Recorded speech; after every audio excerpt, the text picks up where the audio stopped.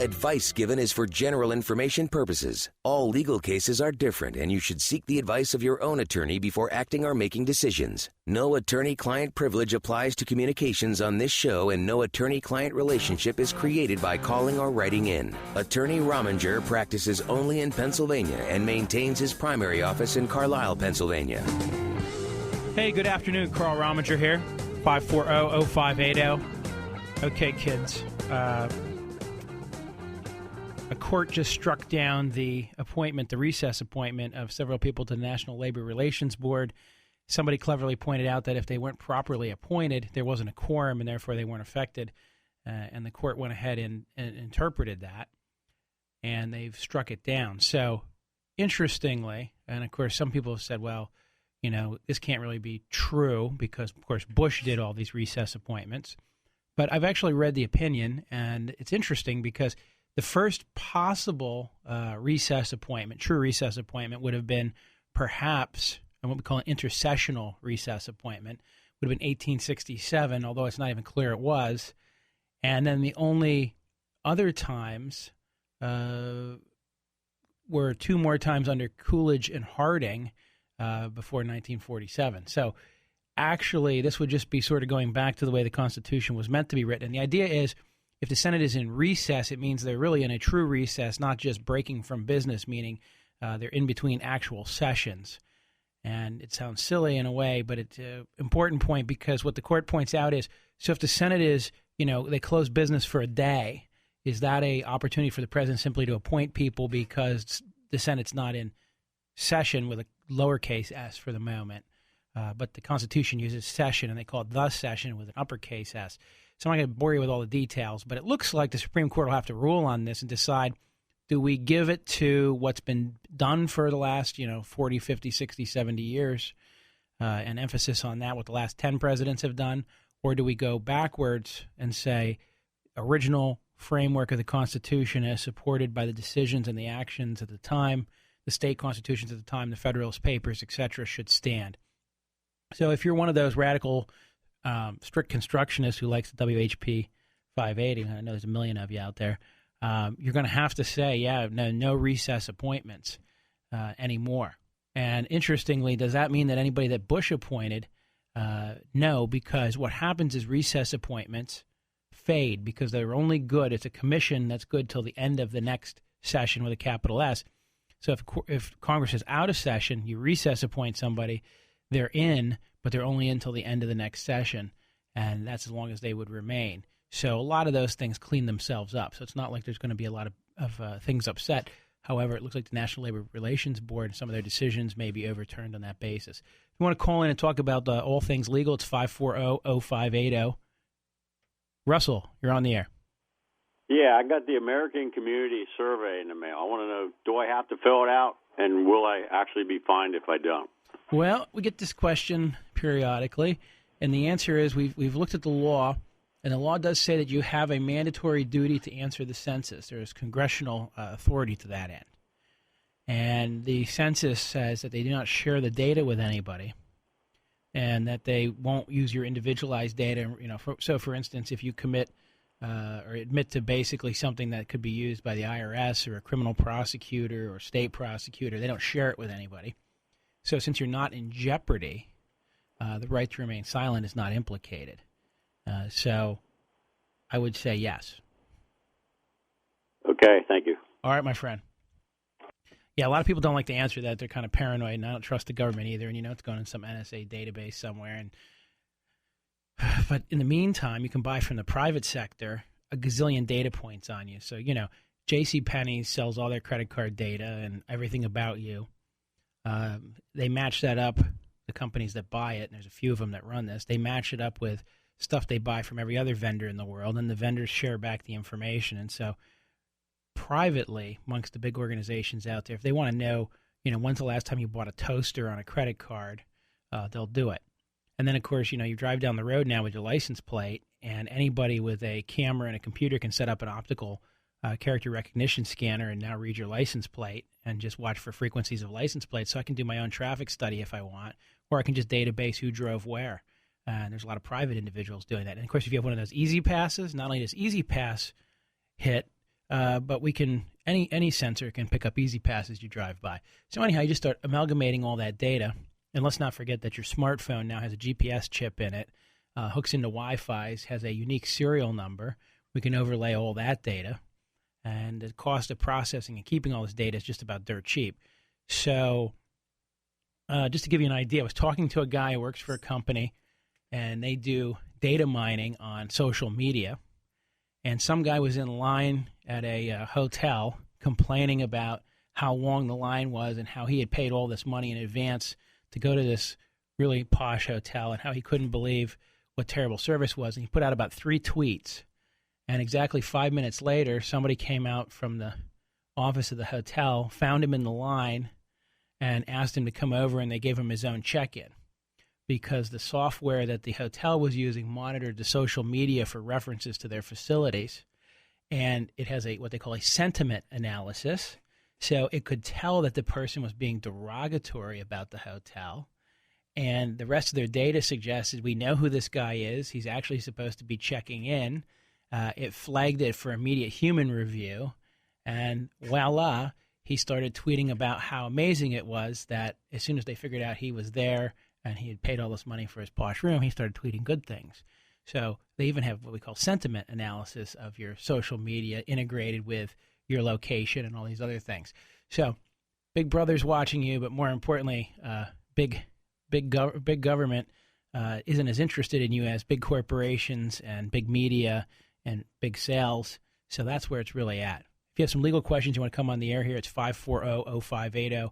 Because you want to talk about a divorce, you want to talk about a tree falling down in your yard, who has to clean it up, is that fence over the border, all those things that nicky-nacky little legal problems that you always wanted the answer to. As you know, we answer them here on the air every Saturday. Of course, if you're not sure if you need a lawyer or not, we're happy to help you out there too. I've probably had 3 or 4 consultations this week where, the big question was, do I need a lawyer and what do I do? And of course, in a couple of the cases, I said, come see me. One of the cases I said, here's the guy you're going to go see. I think in about 2 of them, I said, you don't need to do anything yet. I don't want you to spend any money at this point because it doesn't make sense. Sean, you're on with Carl Rominger. Hey, Sean. Sean. Oh, Sean. Gotcha? Yes, sir. All right. Sorry about that. No problem. What's going on? Am I on the air? You're on the air, brother. Oh, I'm sorry. Carl, it's an honor to speak to you, buddy. Hey, thanks. Hey, my question has to do with confidentiality and intellectual property, and the two of those to me are a little muddy anyway. But okay. My question concerns where do they apply? For example, if you have a concept that isn't able to be patented, for example, so it's more of a concept, mm-hmm. and you go for funding to a bank for a loan, for example, are those employees bound by confidentiality or intellectual property? Well, here's the answer. There's fiduciary duties. There are duties that are created. So if you come and talk to me about it, for instance, in the scope of the attorney-client privilege, it's absolute, okay? On the other hand, the bank doesn't have the same level of confidentiality. What you would ask the bank to do usually is sign a non-compete, non-disclosure. Okay. And it's basically a document that says, for a period of so long, you won't divulge anything we talk about or give away any of the business secrets or things that you learn.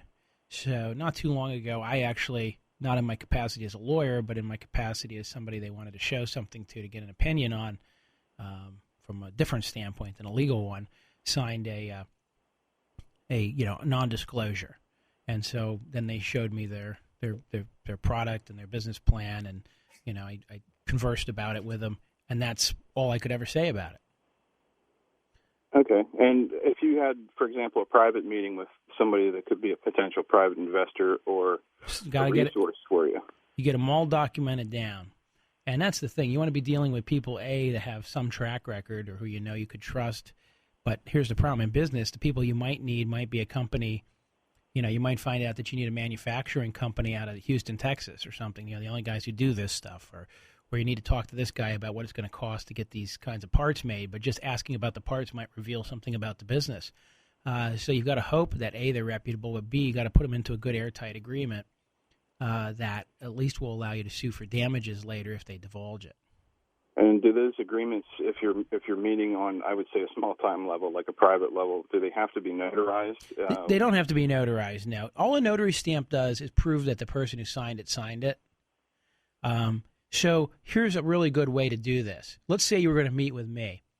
Well, you would send me an email, say, Carl, I know we're meeting on such and such a date. Here's the confidentiality documents for your review. Bring a signed copy along. And my point is, you've now created sort of an additional record besides just the conversation that day, so that later when the guy says, I never signed it that night, you can say, now wait, look at the whole setup here. I'm trying to keep a business product secret. I've said I'm not going to show it to you until you sign this. Obviously, he signed it that night. It's not absolute proof, but it's sure suggestive that was the plan, right? Sure. Yep. So you can build up your record that way if you want as well. Now, there's a new twist to this, and that's called social or angel funds that you're finding on the Internet. Yes, crowdfunding.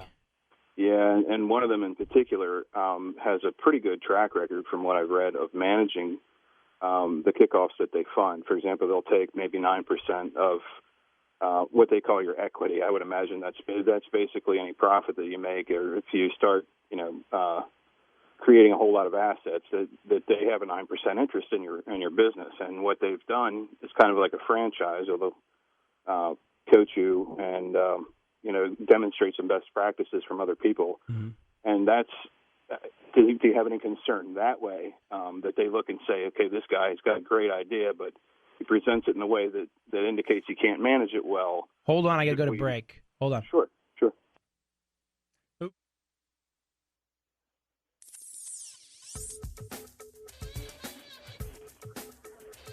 Hey, welcome back. Carl Rominger here answering your legal questions. R.J. Harris, what are you up to? Hey, I got to tell you, I'm at the Pennsylvania Auto Show, and King Roboto just came out, Carl. I snapped a picture of him. I'm going to upload it after this break up to Facebook. You've never seen anything like it. It's how tall is he, Sean? 8 foot tall. For that, he sings, he dances. I mean, this is one of the really cool things we got going down here at the auto show. But he looks like he could demolish Arnold Schwarzenegger's Terminator. Sure, absolutely. I mean, he's big, and but he's actually pretty friendly, and he likes to interact with kids, so we want you to really come down and check it out. What are the show hours today and tomorrow? Runs tonight until 9 o'clock. We also have Jimmy Riffle of the Gator Boys here until 9 o'clock tonight. Plus, we've got over 600 cars and trucks on display. Yeah, I've had a chance to walk the show. It's awesome. We're here in Luxury Hall, and it's just that. Every luxury automobile under the sun, but we even have certified pre-owned down there. That's right. We've got certified pre-owned. We've got new cars. And if you see a car you like here at the show, you can come, you can talk with the sales representatives, make a deal, and take it home the next day. But a lot of fun. Again, just a ton of fun for the family. You can get the tickets at the door. Right. You can also buy them online at autoshowharrisburg.com and save $2. Okay. Again, the hours today and tomorrow. Runs until 9 o'clock tonight, and then 10 a.m. to 5 o'clock on Sunday. All right. And I'm R.J. Harris. Come on down, Carl. You'll be excited to know that I have WHB Morning Show combs here. Oh, very nice. Huh? I could use 2 of those. Well, you know what? I'll give you a black one and a red one because you are who you are. Thank you, RJ. Talk to you in a bit. Yeah, bye. Oh, boy. Actually, when he puts that up on Facebook, I'll share it so we can take a look at it. And if you haven't friended RJ Harris on Facebook, you should, just so you can get in on, I always like to see what bevy of girls he's hanging out with and drinking wine with on any given night. Jay, you're on the air. Is this me, Carl? Yeah, how are you? How you doing? Good. Boy, I was going to ask you, if you were a more liberal lawyer, would you be working for RJ? I don't know. Hey, there's a lot of things I'd like to ask, but I missed you this week when you were on for Durgan, so I'll stay off of that and stick to the legal aspect of something. I didn't really read about this, but I heard about the class action suit that somebody's bringing against Subway because they say their footlongs aren't really a foot long. I don't know if you've heard anything about that. What are they, 11 3/4? Yeah, something like that. And they point out, of course, that this is not necessarily a literal, thing. And I have to read more about it because I loved it. They're suing them for $5 million. Now, who they is, I don't know. But if it's an individual trying to get some money in a settlement or something, and I just thought, to me, that's a very frivolous suit. And I know it's my opinion as to whether it's frivolous or not. Like I said, I need to see why. But if it's somebody just coming up with this idea and measuring these things and trying to make an easy buck out of it, I don't know. This is kind of stuff that I find very Hard to believe in our legal system. According to Subway, I've just pulled this. According to Subway, sometimes when they don't cook the bread the same way, it's a little shorter. Yeah. So somebody going to sit there with a yardstick or a ruler and measure it? I mean, what's the point? Is this coming from another company, or is this coming from some individual? This is coming from, here's how crazy I am. It wouldn't surprise me if we learned someday that Subway paid somebody who hired somebody to sue themselves.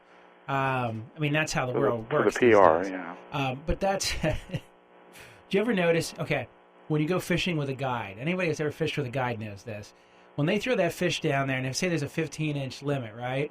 If that fish isn't like 15 1/4, it's going back. Yeah. Because everybody goes, you get that little... So now when you show off your shotgun barrel, right? You can show it down to 18 inches. Nobody saws it down to 18 inches. They saw it down to 18 1/4. And the reason is you want that little extra nib on there just in case there's a bad measurement later. So this sounds like much ado about nothing, but you're right. It was kind of silly. And I don't know. They're probably using some kind of state statute where some legislature somewhere said... if you advertise something and it doesn't match the exact specifications, then you owe statutory damages of X per incident. So then you go and say they sold 800,000 subs to, 600,000 people, and each person's owed $100. So well, I'm sure the fact that it even made the airwaves last night on WE, I forget one of the channels, that just tells you it's not real news, but it's a feature and it's getting their name in, somebody's name in. So I thought that was, I said, it's hard to believe what our legal system, or it's not our legal system so much, it's our circus of life has come down to. And of course, again, maybe I'll get with you someday and talk about the things I really want to, but I didn't want to open that can of worms, because if I have to hear about an hour and a half of the same stuff, it can get kind of boring, and that's what I heard on WH. And I'm on one side, you're on the other, but frankly, that's all I've heard for the last 3 weeks or whatever time, with the gun stuff, and and everybody's calling has the same opinion pretty much. Right. So it gets can be boring radio. I think there's a maxim in I just want to come back to your footlong for a second. De minimis, let me think about it. De minimis non curat lex, I think. Which I'm probably butchering my Latin, but it basically means the law doesn't trifle or deal with tiny things or small things. And I would think that would be the basis of the defense if I were Subway. Yeah, well, there is a concept in the law, however. I mean, it's an old maxim that we don't fool around with small things, and so sometimes we'll just say that a matter is de minimis. Obviously, in criminal court, the district attorney goes ballistic when you start arguing something's de minimis. And in civil court, obviously, the aggrieved party. But this is one that reminds me, remember when they tried to sue Taco Bell a while ago and said their beef wasn't beef or something? But then they backed off of the claim. But this one sounds like Subway's kind of come out and said, well, it's possible they could be a little less than a foot long. But here's the other thing. Apparently, if it's just a baking issue, then you're still getting the same amount of wheat. It's not like they're shorting you on the wheat, right? Yeah, well, I mean, you go to buy stuff in the store, and it's a box, and it'd say, uncooked, it might be this much weight. Contents may settle. Remember that. You're not gonna. I mean, normally, normal people wouldn't be sitting there and weighing this stuff and worrying about it. So, it may be. It's going to be some sort of hokey thing like that, I'm sure. Maybe I can sue because my peaches and light syrup weigh the same as the peaches and heavy syrup. There you go. Okay. All right, Carl. Take care. 540-0580. Yeah, there's just a concept out there, the idea that de minimis, but I tried to butcher the Latin, but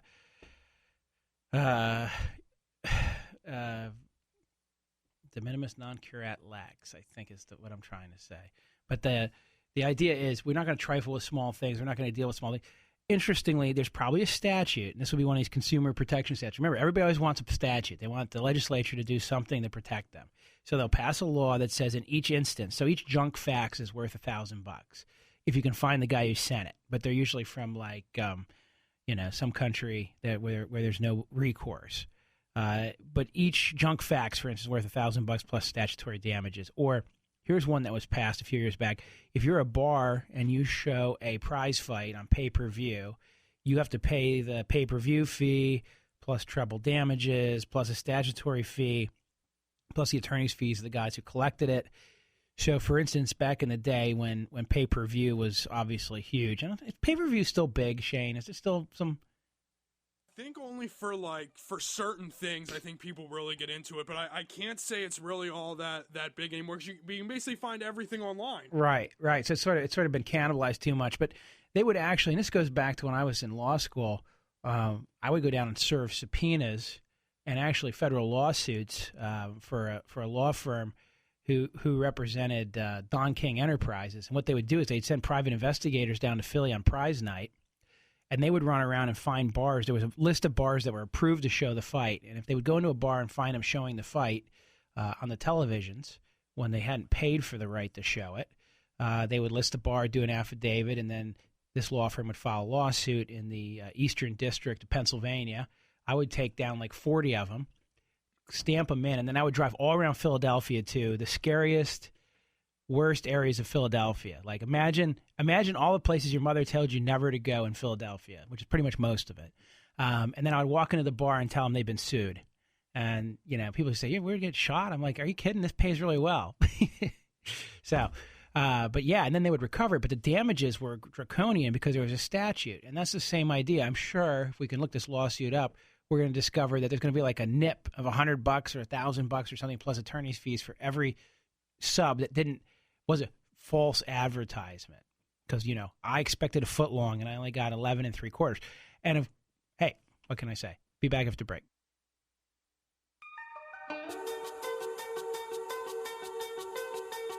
Oh, welcome back. Dawn, you want to talk about the subway? Oh, yeah. How are you today? Good. What's going on?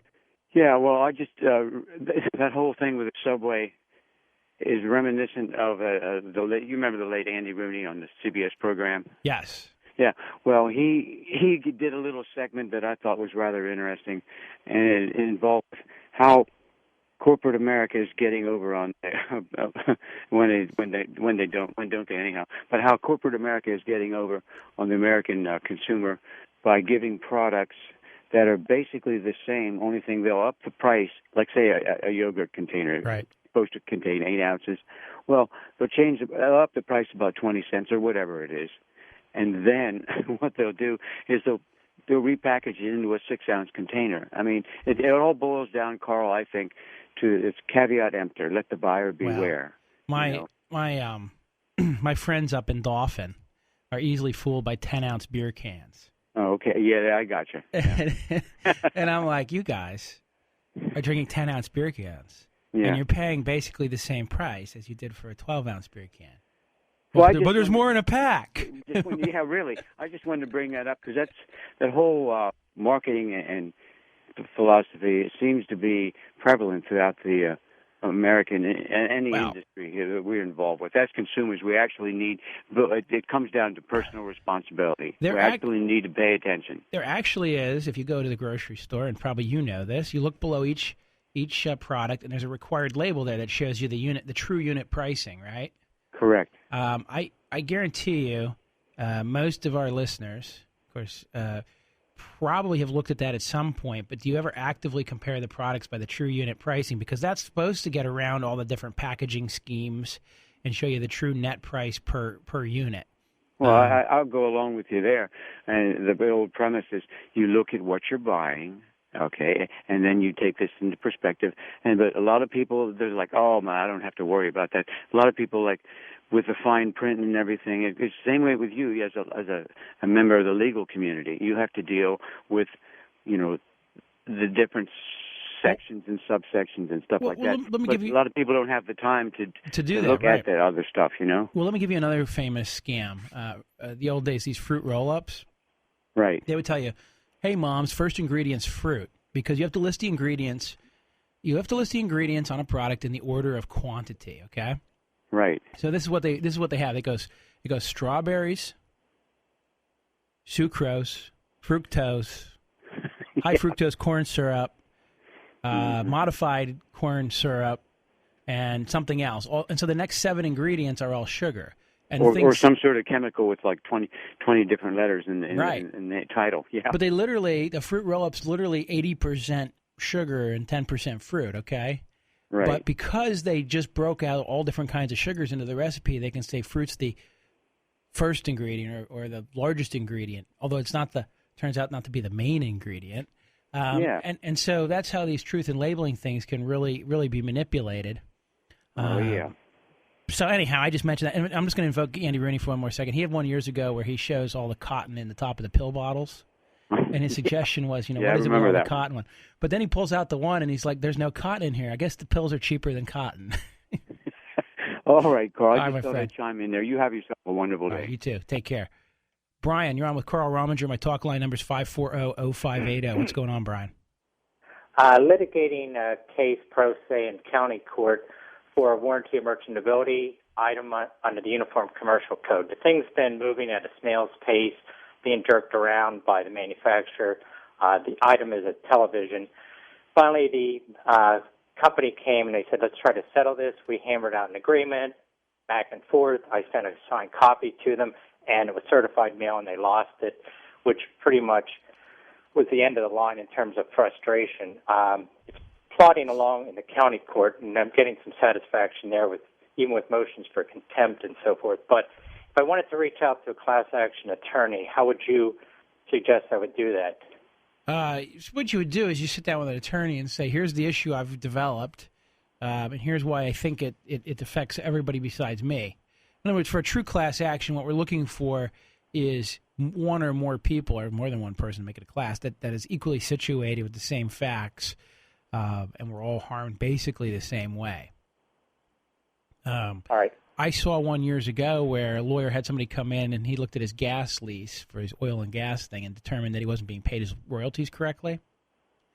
And then they realized that the company had, say, leases up in that area, Pennsylvania, with, say, 1,000 different people, and they were able to create a class action out of that and get everybody's years of payments back. So that was like a small class. On the other hand, sometimes you have classes of millions, like when it's a large company which sells a consumer product across the land. And the problem with class actions are the average law firm is not going to, so here's the deal. I have to mail everybody in the class, right?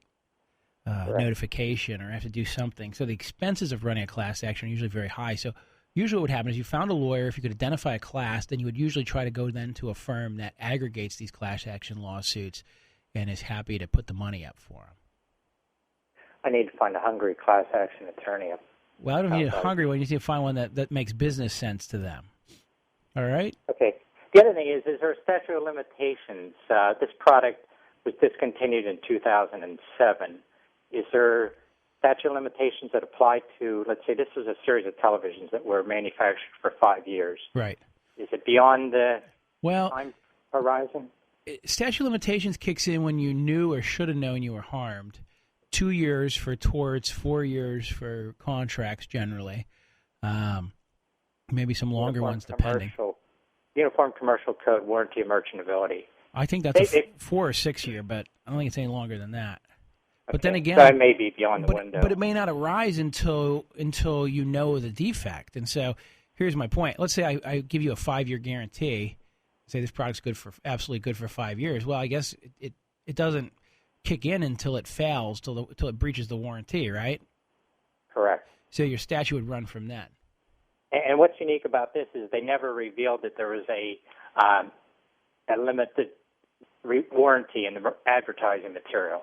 So that's basically the flaw in their limited warranty. It's buried in the box when you get it home, but if you go to the web, looked at their advertising material, they never told the consumer up front. Well, that's there was any limitation. That's the interesting question. I mean, that was from law school. The professor used to say, and the limited warranty is in the glove box of the car after you buy it.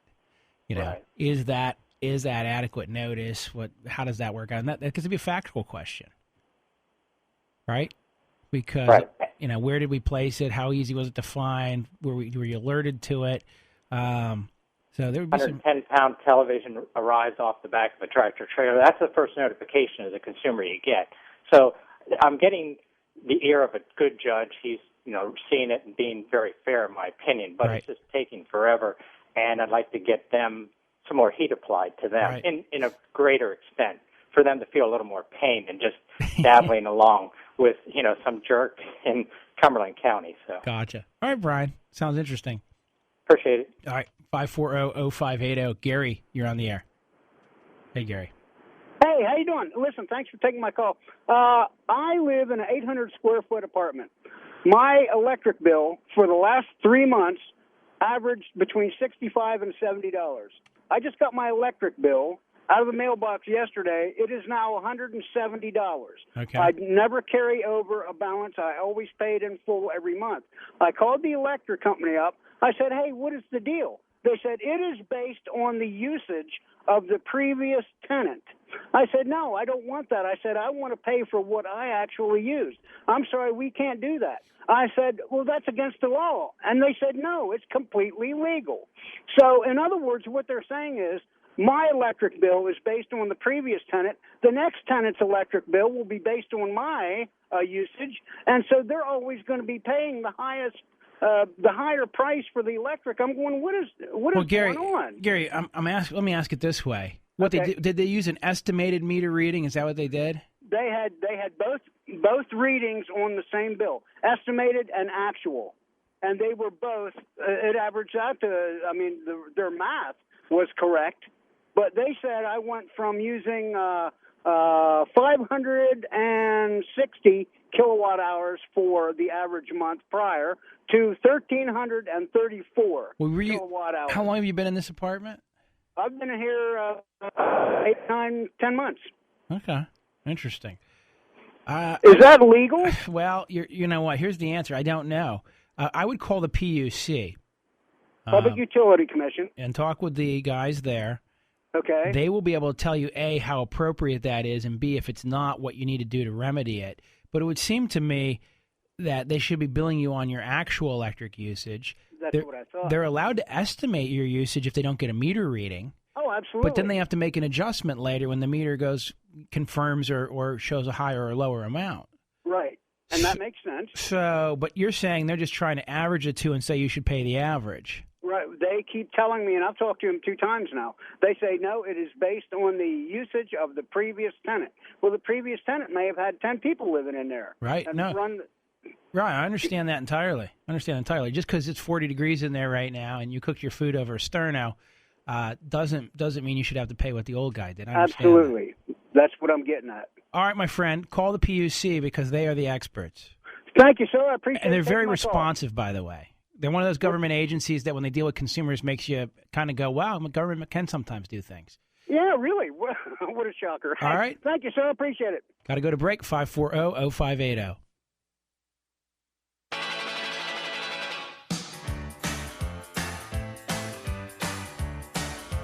Welcome back. Carl Rominger here. R.J. Harris. Yes, sir. You're out at the auto show. I am at the Pennsylvania Auto Show, and I am with Sean from Motor Trend. And Sean, what is all the entertainment going on out here? Well, we've got so much going on. It's trying to buy 600 new and certified pre-owned cars.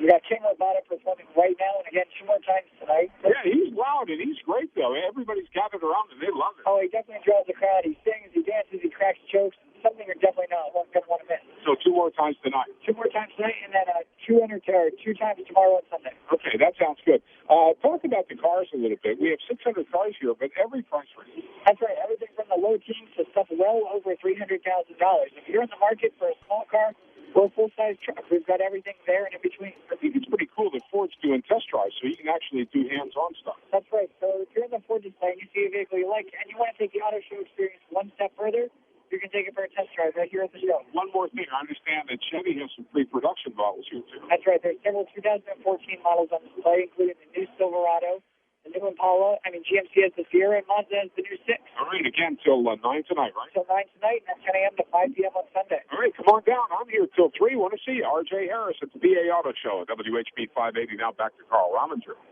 Take care, R.J. Enjoy that show. 540-0580. Bob. Yes. Okay. Hey, Carl, I love your show. I learned so much from listening to you. Thank you so much. Well, thank you. The last caller sparked a thought that I've been having. I recently moved from Wrightsville up to, I won't say. Anyway, the apartment complex I'm living in my electric bill fluctuates very much. Okay. Now, I know you recommended to the last guy about calling the PUC. I had made some phone calls, and I found out that where I'm living is not governed by the PUC. They actually buy their electricity from the borough. But my question is, and what I found out by calling the borough is, where I'm living is the borough is charging the complex, let's say, 0.12 cents per kilowatt. But I don't get an electric bill every month. I pay it directly to the apartment complex. Right. But they're charging me like 15, 16 cents per kilowatt. So, I mean, I looked at my bills, and on a monthly average, I'm paying $40, $50 a month over what they're paying for electricity. Well, it depends what your lease says, right? Well, I've looked at my lease. There is nothing in my lease about them charging me a surcharge or a handling fee, anything like that. Well, but there's nothing in it that says that they're going to pass it through at the same rate either, right? No, it doesn't say that. And you don't pay to the borough, you pay to them. Correct. And, I mean, they're allowed to make a profit, so I don't see the issue there. So they are allowed to charge me more than what they're paying for electricity? Well, let me ask it this way.